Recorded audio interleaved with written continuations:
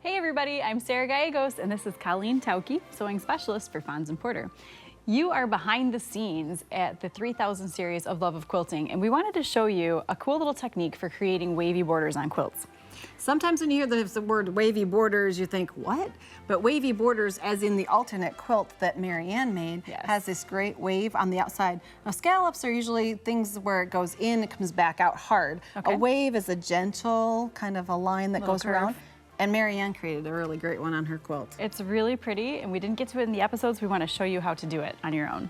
We also have other patterns that we've used this same technique on. Foxglove was one of the ones we used.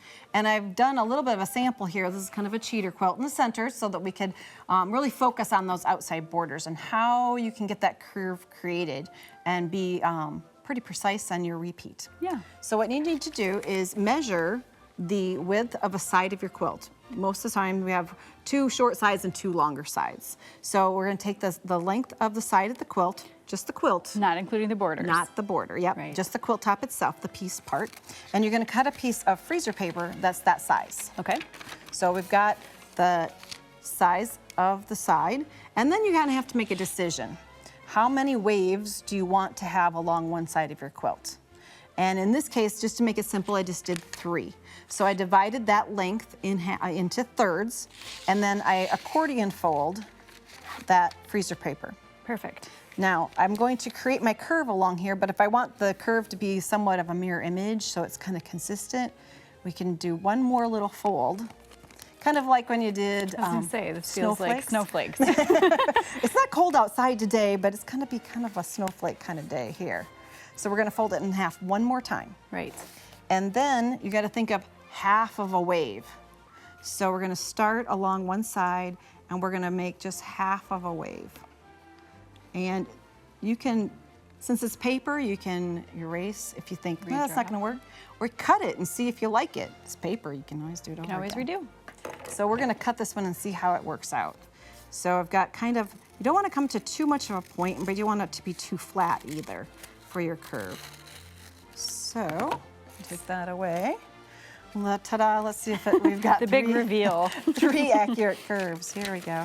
Oh, not too bad. Oh, that looks nice. There we go. So this is kind of a steep curve. You might want more of a gentle one like Marianne used, but basically we go in and you can take the steepness out of that too. But there you've got 3 to fit along one side of your quilt. Now, the depth here, can be shifted if you want it to be closer to your quilt top, or you can leave more border, depending on maybe you want to do more fancy quilting out there. Right. You want more space, leave more fabric behind. More room for thread. So designer's choice on how close that's gonna be. But you've got that side done. Do the same thing with the long side of your quilt. And because the sides of the quilts are 2 different sizes, probably you're not gonna have the same number. I mean, you can't have the exact maybe shape, but as long as they're close, the eye will correct. It doesn't realize that there's a little bit of difference. Yeah, if your 2 curves aren't exactly the same shape, no one's ever going to be able to tell in the finished project. And as long as you're close, right? It's an original, it's yours. That's right. Make it yours. Custom. Exactly. So what we need to do then is also we need to make the corner somehow. And I took a square piece of paper and I folded it on the diagonal because we're gonna think about it going into the corner. Right. And then I cut a curve. And this is kind of a hit and miss. You get to, do a little bit of decision making here on how much of a curve you want on the corner.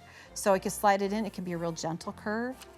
Actually, probably should keep it closer to my diagonal. The diagonal should go into the corner of your block there. And it doesn't matter how much of that excess freezer paper you have inside of your quilt because you're going to be tracing around. Exactly. So don't get so hung up on what it looks like as it's extending inside of the body of the quilt. See how easy it is to change? You take the scissors and cut it. Simple as that. So you can come in and create the curve to go around however you want. And it could even come to a point if you wanted. It's your choice. Absolutely.